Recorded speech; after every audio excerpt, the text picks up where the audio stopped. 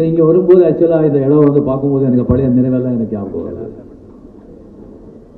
இங்கே ஏவிஎம் ஸ்டுடியோவில் வந்து நீங்கள் வந்து 45 இயர்ஸ் முன்னால் எல்லாமே வந்துட்டு இந்த பிளேஸ் அங்கெல்லாம் வந்து ஸ்டுடியோஸ் எல்லாம் இருக்கும், முத்துராம சார் இங்கே இருக்காங்க, ஃப்ளோர்ஸ் எல்லாம் இருக்கும். இந்த பிளேஸ் மட்டும் என்ன பண்ணுறாங்கன்னு சொன்னால் ஒரு வந்து மேடு பள்ளம் ஒரு செடிகள் அந்த மாதிரி வந்து விட்டுருப்பாங்க. நம்ம அவுட்டோரில் ஷூட்டிங் பண்ணால் இங்கே வந்து ஒரு பேட்சப் பண்ணுறதுக்கு வந்து இங்கெல்லாம் ஷூட் பண்ணுவோம். அதுக்கப்புறம் சில நாட்கள் ஆன பிறகு ஏவிஎம் ப்ரொடக்ஷன்ஸ் வந்து ஒரு சம்சாரம் ஒரு மின்சாரம்னு சொல்லி ஒரு படம் எடுத்தாங்க. அது வந்து கம்ப்ளீட்டாக வந்துட்டு ஒரு வீடு ஒரு 80% வந்து அந்த வீட்லேயே ஷூட்டிங். அதுக்காக வந்து ஃப்ளோரில் வந்து செட் போட வேண்டாம், எப்படி அந்த காலியிடம் அங்கே இருக்குது அதை க்ளீன் பண்ணிவிட்டு ஒரு தெருவெல்லாம் போட்டு ப்ராப்பராக வந்து ஒரு வீடே கட்டிடலாம் அப்படின்னு சொல்லி ஒரு வீடே வந்து ப்ராப்பராக கட்டிட்டாங்க. அந்த சம்சாரம் ஒரு மின்சாரம் விஷு அமரர் விஷு மிகப்பெரிய டேலண்ட்டு. அவர் வந்து டைரக்ஷன் பண்ணி கதை வசனம் எல்லாம் எழுதி ஆக்ட் பண்ணார். அந்த படம் வந்து சூப்பர் டூப்பர் ஹிட். அவர் என்ன இன்வெஸ்ட் பண்ணாங்களோ அதை விட 200 மடங்கு வந்து அந்த படம் வந்து கலெக்ட் பண்ணிச்சு.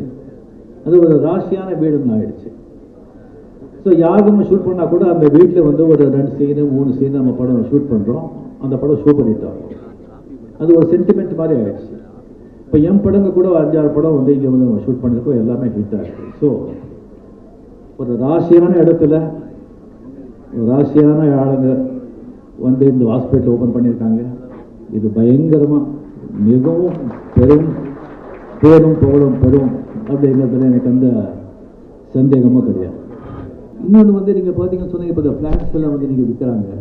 அந்த ஃப்ளாட்ஸ் இருக்கும்போது அட்வர்டைஸ்மெண்ட் எல்லாம் கொடுக்கும்போது எல்லாம் அவங்க வந்து இங்கே பக்கத்துலேயே வந்து ரயில்வே ஸ்டேஷன் இருக்குது, பக்கத்துலேயே பஸ் ஸ்டாண்ட் இருக்குது, பக்கத்துலேயே ஸ்கூல் இருக்குது, பக்கத்துலேயே மளிகை கடையாக மார்க்கெட் இருக்குது, நீங்கள் வாங்குங்கன்னு சொல்கிறாங்க. பக்கத்துலேயே ஒரு நல்ல ஹாஸ்பிட்டல் இருக்குதுன்னு சொல்லி யாருமே பண்ணுறது கிடையாது. இது எல்லாத்தையும் விட ஹாஸ்பிட்டல் தான் ரொம்ப இம்பார்ட்டண்ட். இப்போ வந்து யாருக்கு எந்த வயசுக்கு பெரியவருக்கு இல்லை, எந்த வயசுக்கு யாருக்கு எந்த வியாதி வரும்னு தெரியாது.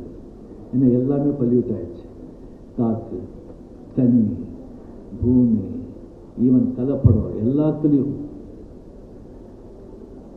பச்சை குழந்தைங்க மருந்து, அந்த மருந்துலேயும் கலப்படம் பண்ணுறாங்க. அவங்களுக்கு என்ன பண்ணணும்? கையில் பேடி போட்டு சிறையில் எடுத்துட்டு போய் வந்து சாகர வரைக்கும் அவங்களுக்கு வந்து சிறையில் போடணும்.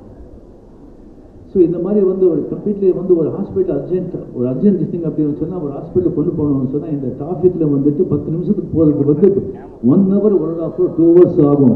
அவன் போய் சேர்றதுக்குள்ளே வந்து அந்த டிசீஸ் வந்து அது வந்து மெடிசனோ அது க்யூர் பண்ண முடியுமோ தெரியாது. அதனால எத்தனையோ உயிர் கூட போயிருக்கு.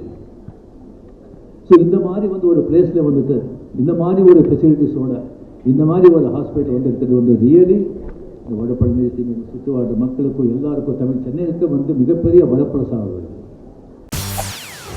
செய்திகளை உடனுக்குடன் தெரிந்து கொள்ள உடனே சப்ஸ்கிரைப் பண்ணுங்க.